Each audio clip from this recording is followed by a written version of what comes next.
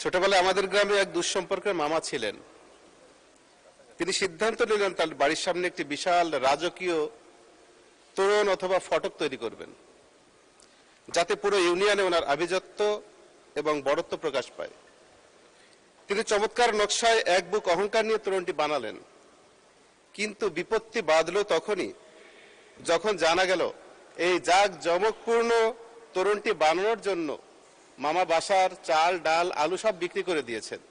শুধু তাই নয়, আমাদের পাড়ায় যে একটা সমিতি ছিল, সমিতি থেকে বড় অঙ্কের একটা ঋণ নিয়েছেন।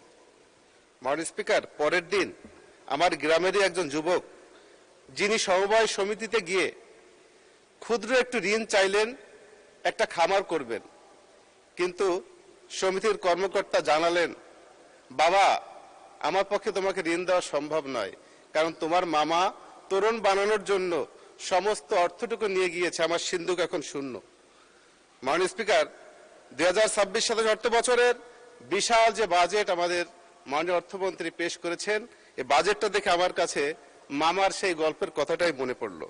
মাননীয় স্পিকার, যে বাজেটটা পেশ করা হয়েছে এটি ইতিহাসের সবচেয়ে বড় বাজেট।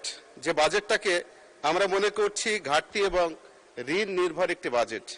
মাননীয় স্পিকার, আমরা বিরোধী দলের সংসদ সদস্য হিসেবে সমালোচনা করব, সরকারের ভুল ধরিয়ে দেবো, এটাই স্বাভাবিক।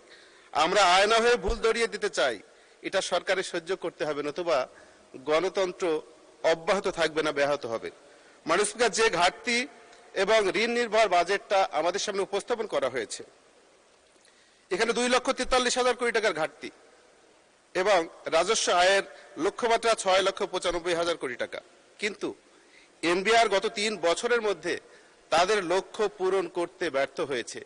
80%ও তাদের লক্ষ্য পূরণ হয়নি। সেক্ষেত্রে এত বড় একটি ঘাটতির বাজেট কি করে পূরণ করবে, এটা সন্দেহের অবকাশ রয়েছে।